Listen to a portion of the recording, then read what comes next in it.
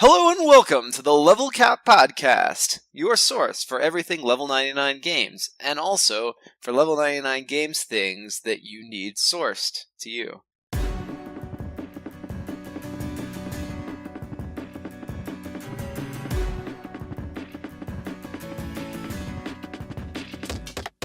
I'm your host, D. Brad Talton Jr., and today with me is the ever remarkable Marco DeSantos. Well, what's my position? Remarkablizer. just go with it. Just go with it. Okay. Yeah. Hi, everyone. Remarkable. Excellent. Oh no. Hey, well, yeah. So, what do you think? What do you think for my intro? Is it good? Yeah. Have I got the job? Yes. We want you to start on Wednesday, not Monday. You know, we hate Mondays, and you kind of got to work a bit on your delivery, but you can get there. Okay. All right. Shame. Thank you, Marco Senpai. Oh, I noticed you. He noticed me. No, but seriously, guys. Oh goodness. Starting off with a bang. Indeed. Oh well, that was fun. Yes. But yeah, we're back for more Level Cap podcast. Is this episode 11 now? Yes, it is episode 11.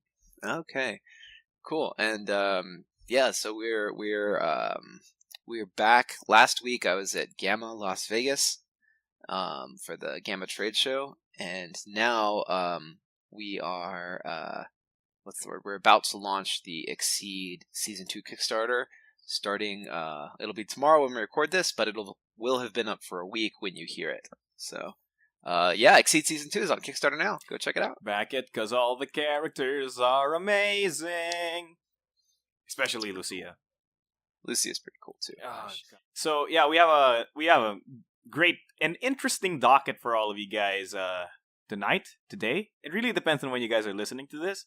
But yeah, we're going to talk about, have some catch up. And instead of our usual game club, we're going to be reading off the winner of our fan fiction contest, which is going to be interesting. We're also going to have a character of the week. And of course, your usual answering questions and special Level 99 games news. Though I think Brad already spoiled all of us by telling us about the Kickstarter.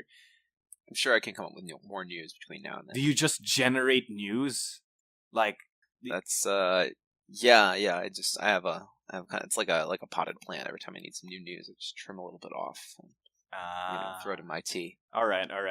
So how are you, Brad? Aside from coming back from the Gamma trade show, did you get con crud or PAX box or something? No, I got a little bit dehydrated, got a little under the weather halfway through the show, but I'm feeling much better now.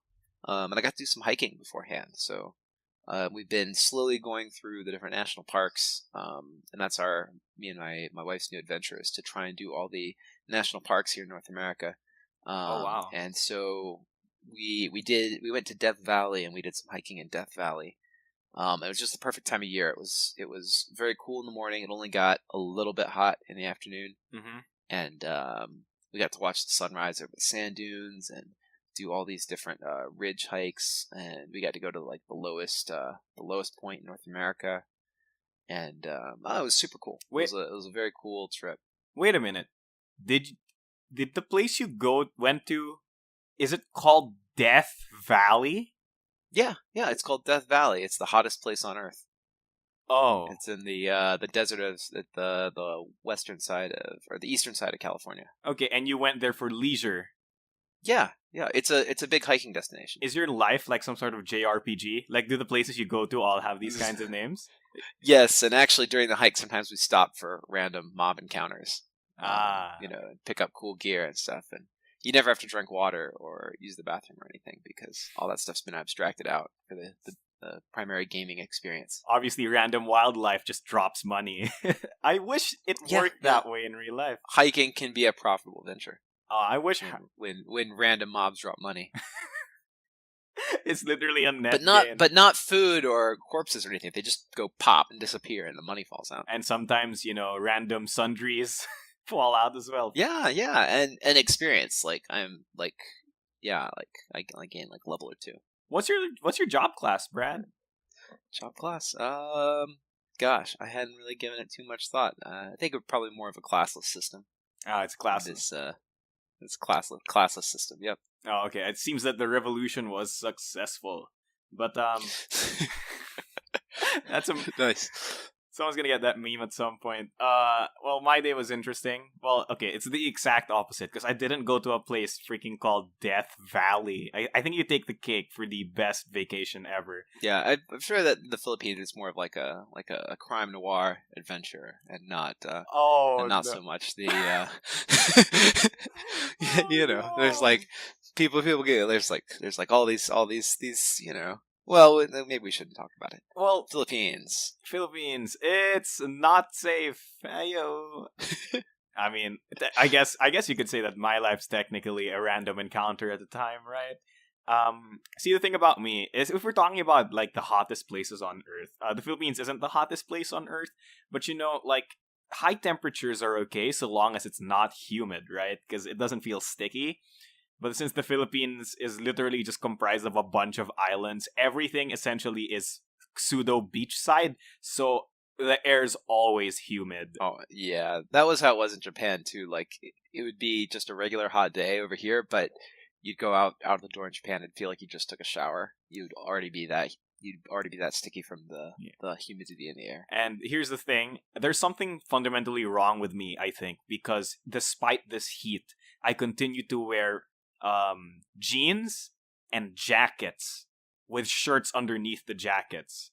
So, like, just don't get heat stroke, man. Yeah, like that was a huge problem because I almost got heat stroke once, and I'm like, why am I? Wait, a continuous problem, or it just occurred once? You're like, yeah, that was a huge problem for me. Like you a habitual heat stroker. Yeah. Well, like, how does that like? Well, here's the thing, because I haven't learned my lesson, because despite that fact that one time I was walking and got really dizzy, I didn't stop wearing the jackets. I see. So I think this is a chronic sickness that I need to fix at some point in my life. I don't know. Cold, you just gotta acclimate to it, and it doesn't get that bad. Oh, but really? What do I know? I live in the desert, and so when it's cold, it's just that temperature. There's no humidity. The humidity is like 0 around here. And so oh, wow. When I can't imagine. Yeah, but anyway, maybe we should stop talking about the weather and get on to business. Did we literally just spend a few minutes talking about the weather? Talked about the weather. Literally shooting the breeze. Level 99. All your info, level 99 and the weather. Yes. Actually, that should be our new slogan. We should add that to the list.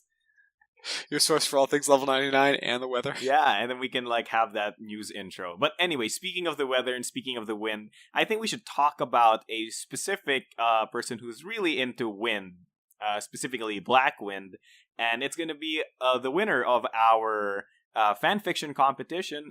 Brad, can you tell us? Yeah, so the winner of the competition is a story called Substitute Trias by Daniel Ziegler. And I hope I pronounced that right. Yeah.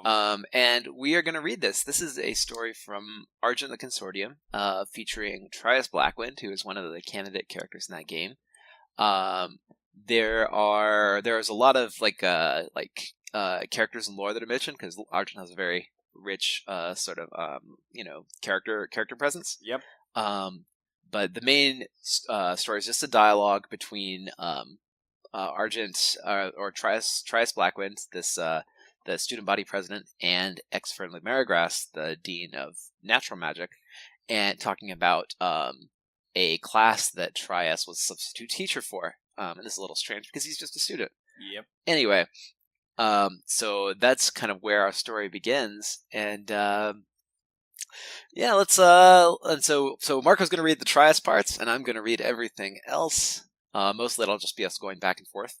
Yeah. But let's take it away. All right. Substitute Trias by Daniel Ziegler.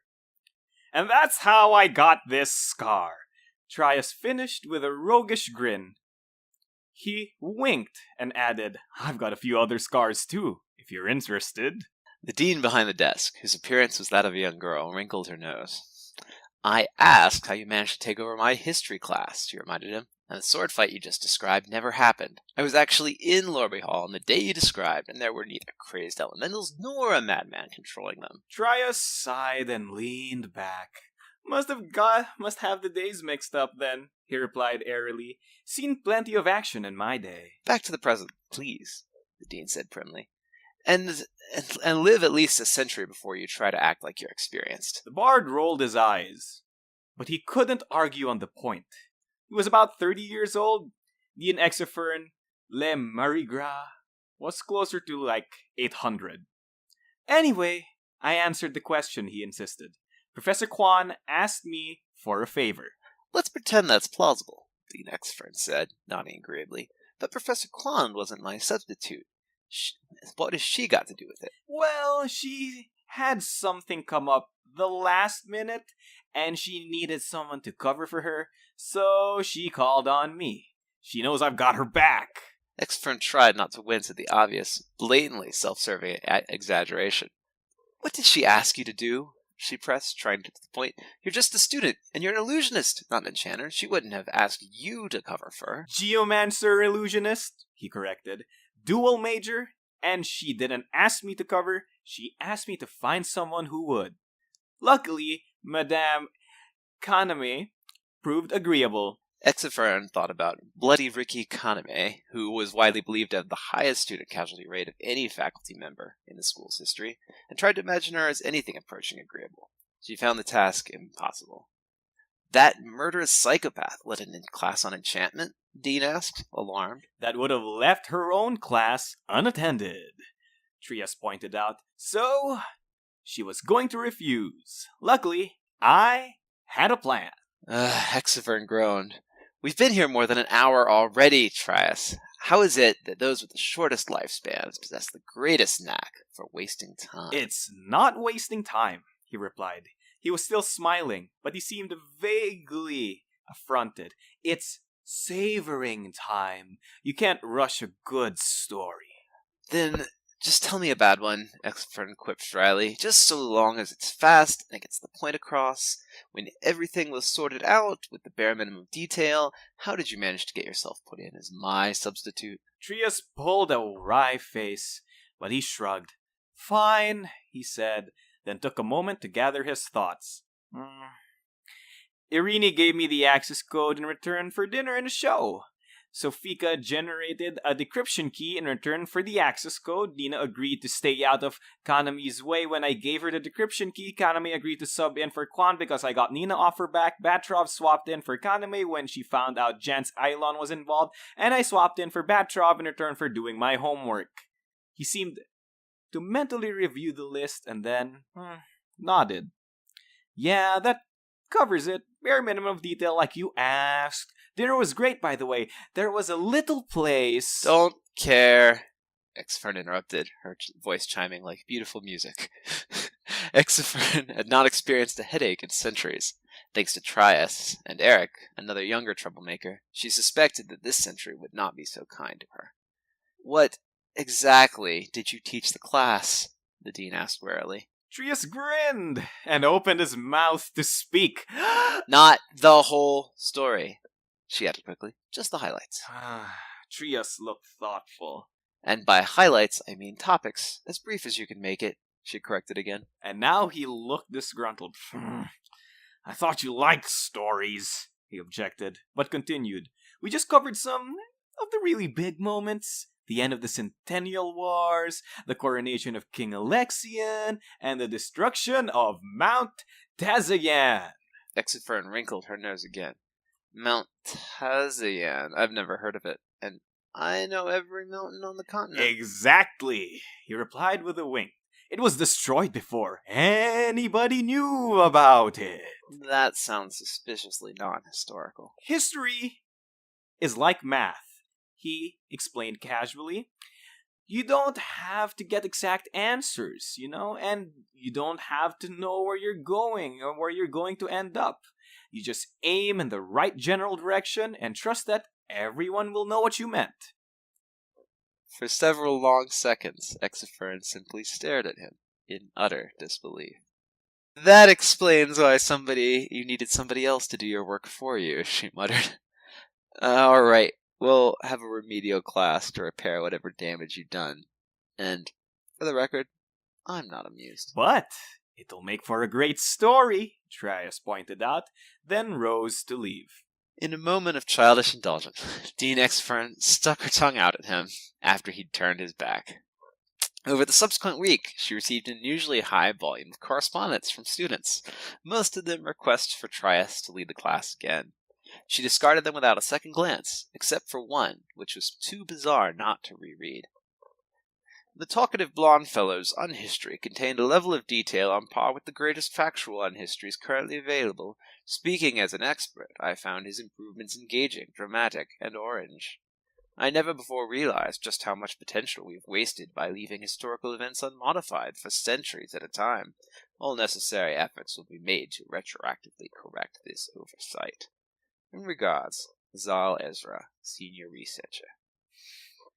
And thus ends the story. Oh man, I love this story so much. This is pretty fun. There's a lot of Argent background in this story. So if you don't recognize all the character names, you can go back through your copy of Argent and check out and meet all these people again. But everybody kind of who's mentioned is part of the Argent staff or supporters or all that kind of stuff. Yeah. So go play Argent. This will make me feel like playing Argent again. This is just a huge ad for Argent, actually. Is that why you picked it? We tricked you into this thinking. This contest was totally judged by Marco, and I had no hand in it. So yeah. I actually just saw the story today for the first time, and so yeah. Yeah, I judged it mostly. Okay, in case you guys are like, oh, I didn't win. What are your criteria? I usually judge them based on how well you represent the Indians lore, how well read you are. Of course, if there's like inaccuracies, I'm really skeptical about that sometimes. Of course, grammatical correctness, and I really like it when your story flows really well and is really, really enjoyable in terms of its concept and execution. I think this was one of the most well-executed stories we had. There's another story of significant note that didn't win simply because, well, it didn't win it didn't win because it wasn't as because you had to pick one. Yeah, I think is the downtime. But you told me about it. And it sounds really fun, and so I think we're probably going to read it as a bonus episode later. Yes. But anyway, this was not a long story contest. It was just a short fan fiction, and so this was kind of what you kind of had a dialogue that had a lot of the backstory written into the conversation. I think that was a good way to get a lot of content into the space, without making a much longer narrative. Yeah. Because Trias, of course, can just expand or punctuate things as necessary, and that makes for a good ability to control your story length. Yeah, which is one of the main reasons why I thought this was so well executed. Because it didn't feel really exposition-y, but it was actually expositioning so much. Well, cool. Well, I'm glad that we are through our short story contest, and we will post this one and all of the winners on our blog so that you can read all the stories for yourself. So if you enjoyed this one and you want to see what else is out there, we should have 5 more for you on the blog that you can check out later. Yes. And of course, since this contest has ended, we want to remind you guys that we still have our alternate UA contest for Earth Day. So if you guys want to check those details out, you can check it on our website as well. You want to move on to the character of the week, Brad? Yeah, let's talk even more about Trias. Of course, because he deserves it. He's the best character in this game. Yep. Trias, best guy. That's his alternate name. But yeah. You just Trias, best guy. Sorry, there was kind of like some interference in the internet. I heard you say Trias Best Buy. I'm like, wait. Oh, what? not Best Buy, but Best Guy. That was so the creator of Trias Blackwind is a guy named Chris Smith who used to work with us as doing like customer service and like production and stuff like that. He worked under the handle Espera. So if you got to see him or got emails from him in the past, Espera is the designer of Trias. Oh. And anyway, so all of us have business cards with the Pixel Tactics character on the back. And so for Chris's, he got an alternate card of Trias that says Trias best guy, and it has like 99 life and 99 attack power, and all his effects just win the game instantly. Because he is the So best if you, guy. yeah, exactly. So if you ever get a chance to acquire that card, then you'll know where that comes from. Oh wow. Okay, so let's talk about some lore. Let's not dabble into Argent's lore, but dabble a little bit more. Who's Trias? What is he? What's it with Blackwind? Because Blackwind seems to be like a moniker for something based on the way his cards are made. Yeah. So Trias is a adventurer from the land of Amalau, which is kind of the lost continent to the southeast of Indies. And Trias is what's the word? He is descended from this ancient elemental called Blackwind, who was sealed away long, long ago. So he's kind of an elemental touched character in the same way that like Kalistar is, Okay. but for wind. And not nearly as he's many more generations removed than she is. So he doesn't actually transform into a windstorm the way that she could transform into like a being of fire. Mm-hmm. Anyway, but all that say. So Trias, was a sailor. He traveled around. He went adventures. He found out that he was related to this ancient elemental called Blackwind, and he decided to go and figure out what happened to Blackwind. And so he went on all these different adventures, and he eventually acquired this item called the Sithara, which is that harp he has. And inside that harp is sealed away the spirit of Blackwind, and it enchants the harp with all kinds of wind powers. And so that's how Trias uses most of his attacks, is by actually playing these songs that materialize into physical force. So he's like pseudo Green Lantern. Yeah, I guess pseudo Green Lantern. I guess yeah. I don't know. I'm sure there's some anime where there's some character who like plays music and it like slices people up, and that's kind of it's more like idea behind. Okay. Yeah, that's kind of the idea behind that. There's a great scene in Kung Fu Hustle where they do it. If you are a Stephen Chow fan, but yeah, that's the idea behind that. Mm-hmm. Okay, so I know that he's probably based on a certain bard from a game. Because, or at least you guys reference it in his styles.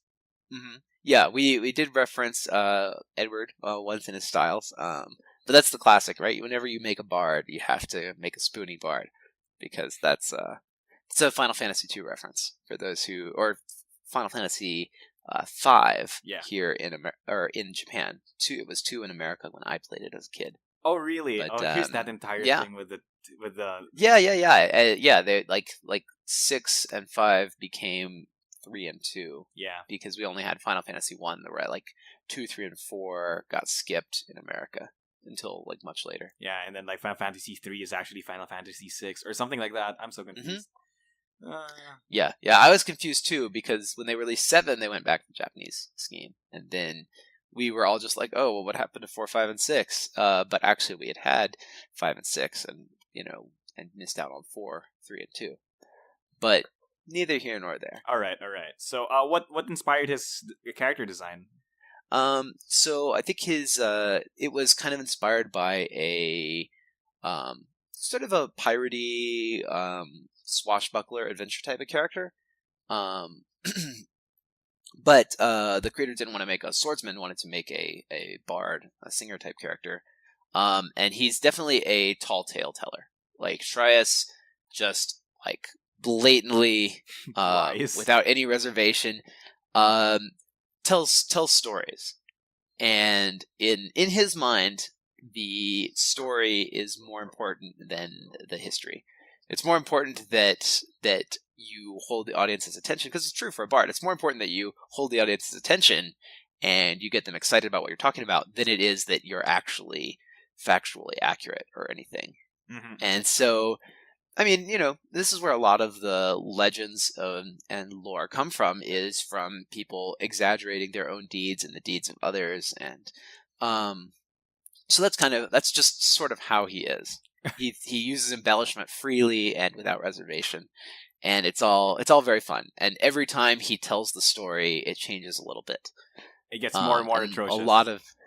Yeah, and a lot of his stories end with, and that's how I got this scar, and he has this big scar across his chest. If you, and So how and did he so actually get the scar, or is that story lost in time? we may never know. All We may right. never know Okay, so where the scar came from. what inspired his gameplay?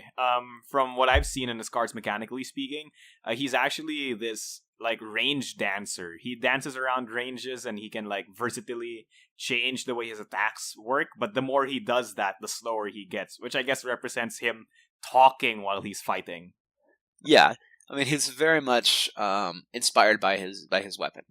Using music to create sound waves to slash at opponents from a distance. Obviously, you have to be pretty far away for that kind of an effect to work, for the sound to billow out and attack. I say obviously, but this is all fantasy, so it may not be obvious to anybody. Yep. um, Yep. Anyway, so that's the general idea behind it, and we wanted for the UA, we wanted to, create that idea that he is a braggart and an embellisher and a tall tale teller. And so we gave him these embellishments so that he can make his attacks even grander and more exciting than other players. So for those who haven't played Trias in Trials and Indians, he has like beginning and ending cards that he can add onto his attacks. So it could be like he has like one that's like awesome or for the ages, and he can go like awesome epic strike of the ages, and like that ends up being his regular attack pair. Yeah, it sounds way more awesome.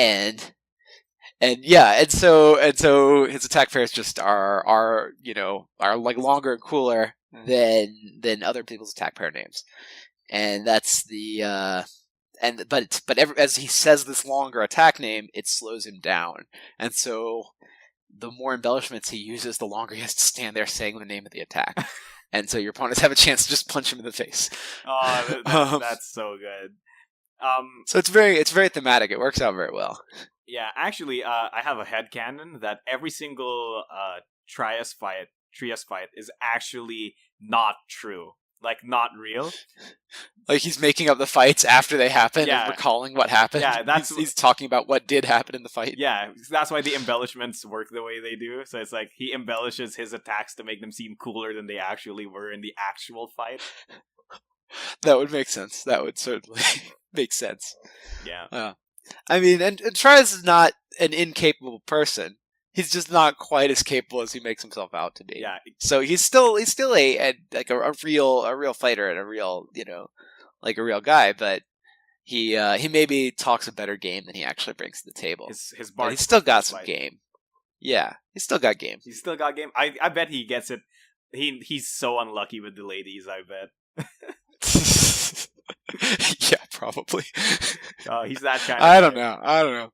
We have delved into the greater adventures of Trias. Maybe someday he'll tell us all about it. Oh man, I now literally just want the entire BattleCon TV show to just be Trias telling bad stories, like, yeah. And it being reenacted on the TV show. Oh, anyway, that pretty much does it for our character of the week. I hope you guys enjoyed this sneak peek into the life and times of Trias Blackwind.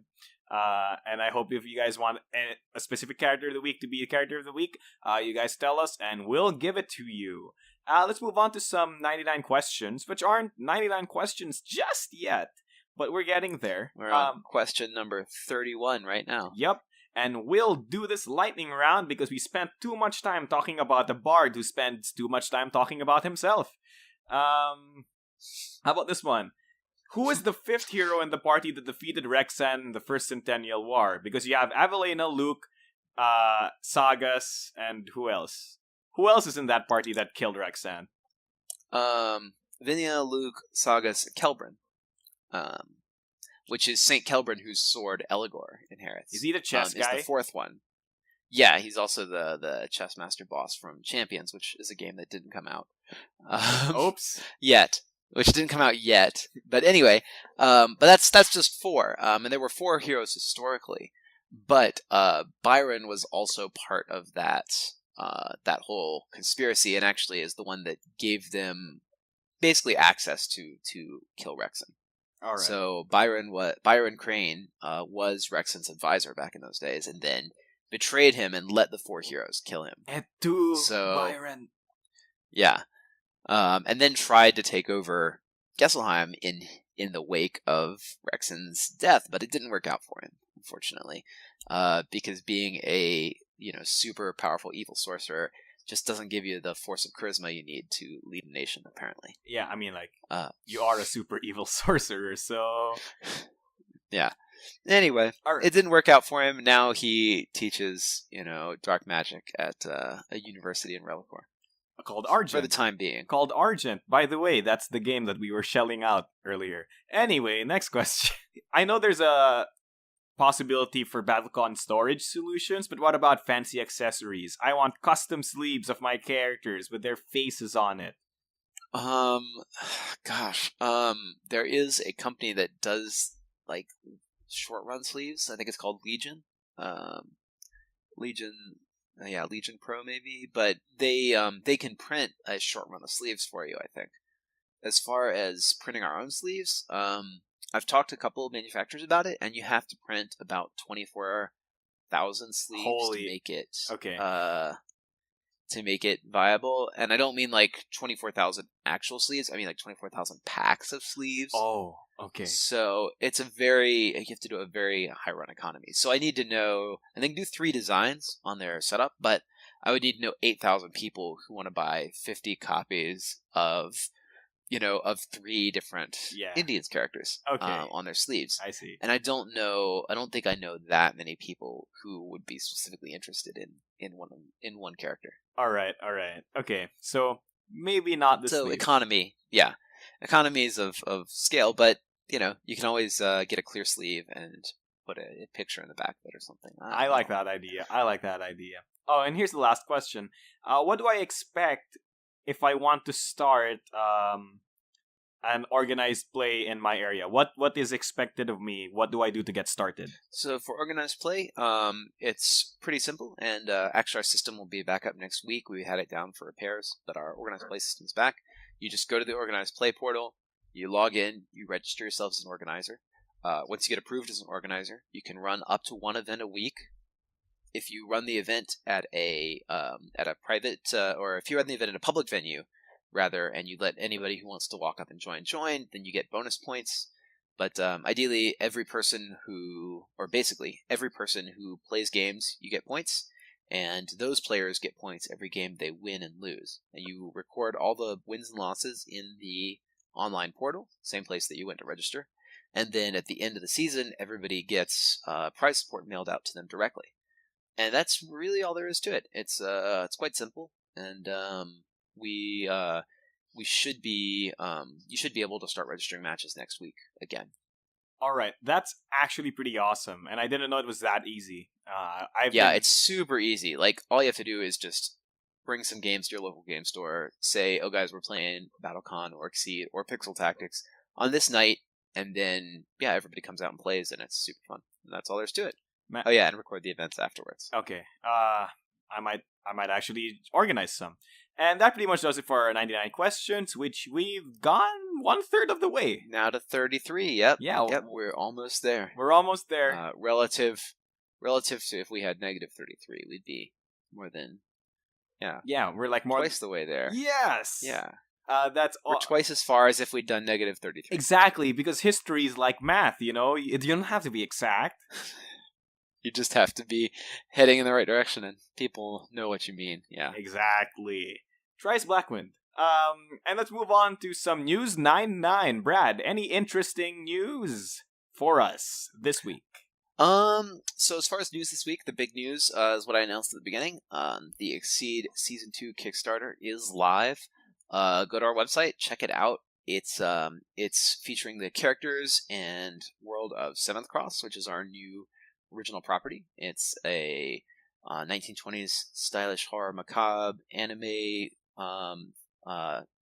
world themed around like Hellsing, Bloodborne, Castlevania, that kind of thing.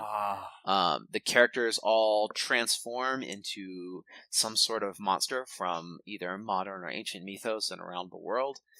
And we are going to be playing exhibition matches of Exceed every day on Twitch during the duration of the project. So if you want to watch in, for you, Marco, if you want to join me for a match, you're welcome to, play a game with me live in front of our live studio audience and the world. And absolutely lose because none of my BattleCon skill will translate, but okay. Some of it, a lot of it translates. And it's also good to teach a few matches. I want to do a few matches with people who are not too familiar with the game, so I can teach it live and show kind of how it compares to BattleCon and how it compares to other games that you may have played before if you're not coming from a fighting card game background.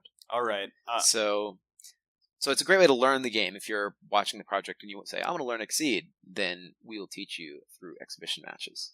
All right. Any other news? We will teach you as we pummel you into the dirt. Oh, no. Brad. Boot camp style. Oh, Maggot, shut up and give me 3 slides and 2 dashes and... Yeah, something like that. All right. Any other news? As far as other news, nothing too much. We may have some announcements for Pixel Tactics Online pretty soon. That is rapidly coming together. Fabio and Cameron are doing an excellent job with it. Yeah. And we should have probably some screenshots up by the time you see this, and we may make a formal open beta announcement within the next month. Yes. So look out for that pretty soon. All right. So you've played this, right, Marco? It's pretty cool, right? Yes, I love it. I love this game. I have created some really crazy decks that end up I make the deck and then Cameron goes like, okay, we can't allow that anymore. And I'm like, oh, okay. Yeah, we gotta nerf that. I'm like, but it's so fun. It's like, yeah, but you kill them on the first turn before they get to do anything. Okay, fine. No, one of the big things we're doing for Pixel Tactics Online is we have, what's the word?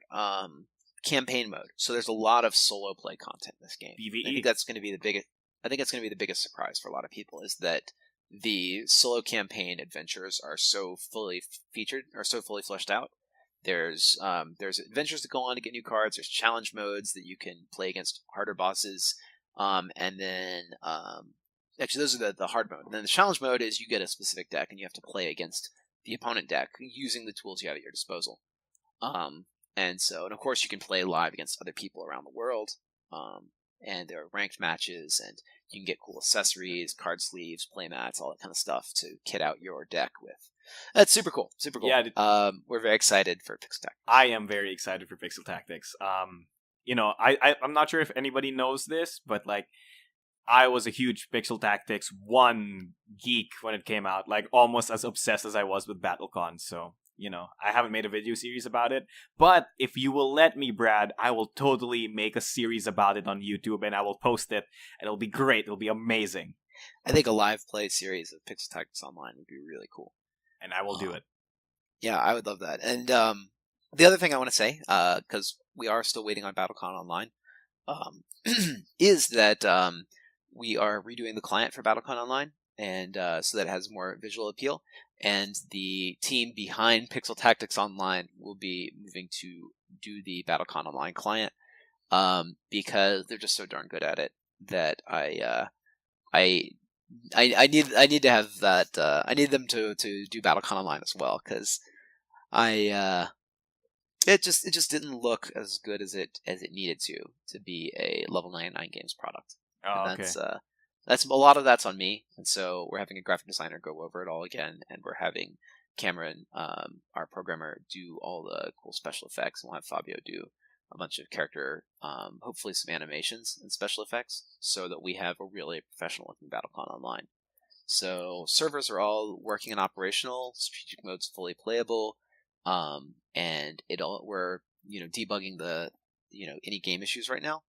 But the main thing we got to do is get the client so that it looks really spiffy. So that's coming up in the next month or two. All right. So to just recap all of that, Kickstarter for Exceed Season 2 featuring characters of 7th Cross, best anime ever made that isn't even an anime. There's 1. Number 2, we have Pixel Tactics Online. Number 3, Balcon Online. So it sounds like everything's going to come together pretty soon, Brad, and I'm going to lose my life to your games once again. Well, it's better than losing it in the dark alleys of Philippines, where an ongoing crime noir narrative stretches into the distance. Oh no! Wait, sorry. To reference the last episode. The truth is out there. The truth is out in the there. Philippines. Yes. And thank you all so much for listening. I hope you guys all enjoyed listening to this Level Cap podcast. It was a little bit long, but you got to understand, we had to read the fan fiction for you guys. It was we couldn't pack in all this cool in any less time. Wrap it up. So if you guys have any comments, questions, or suggestions for us, you are always free to message us on our social medias or just comment down below if you're watching this on YouTube, watching this on our blog site, or whatever. Of course, if you guys have any more questions or if you guys want more suggestions for us, we're also free for all of those criticisms. Again, it has been me, your host, Marco De Santos, also known as the Mechanic Critic, and with me is my co-host, Brad. It's Brad. It's Brad. In case you... It's Brad, yeah. Yeah. I forgot. I wanted you to say. Don't forget me, bro. Oh gosh, I'm so sorry, bro. Bro, you're my world, bro. And I hope you guys... Happy gaming, bro. Gains, bro. Oh no, bro. Trias comes in, he goes like, bro. Yeah. And we hope to catch you all of you next week, and we'll see you then. Bye. See you then. Bro.